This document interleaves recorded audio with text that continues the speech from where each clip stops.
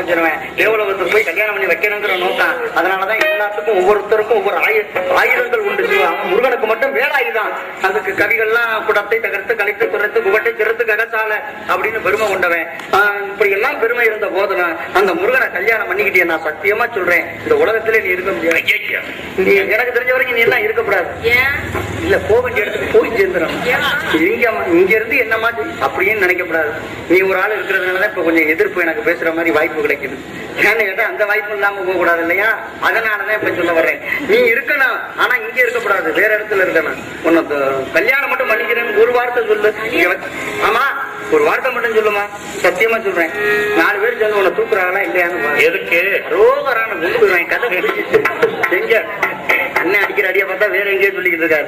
எங்க இந்த உலகத்தை விட்டே கொண்டு போய் உலகத்துக்கு உலகம் ஊருக்கு ஊரு எங்க வேணாலும் கொண்டு போய் உன்னை என்ன செய்வாங்க அப்படியே சூடத்தை மூஞ்சில காமிக்கும் போது எப்படி வருவாங்க புருஷன். ஒவ்வொருத்தருக்கும் ஒரு வாகனம். சிவன் வந்து எதுல ஏறுவாரு? எதுல? அக்காலை ஏறுவாரு.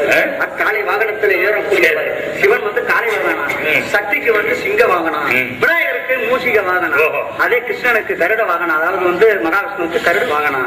அதே மாதிரி ஒவ்வொருத்தருக்கும் ஒவ்வொரு வாகனம் உண்டு. முருகனுக்கு என்ன வாகனம்? மயில் வாகனம், எரும மாடு.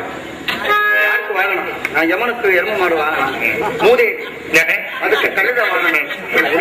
ஒரு வாகனம் உண்டு. அது மாதிரி இது வாகனம் தானே.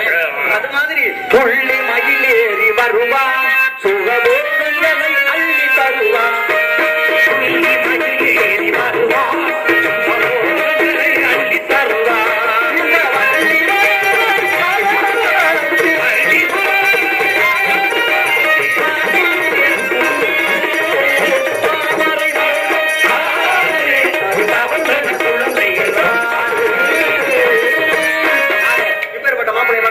சரிங்கிற சம்மதத்தை நறுக்கு தெரிஞ்ச மாதிரி வாய்ப்பு கிடைக்கல. நான் வர்றேன் மாப்பிள்ளை அண்ணன் ஜெவந்து போச்சு. சும்மா வெக்கப்படாம வெக்கத்தை தூக்கி கக்கத்துல வச்சுட்டு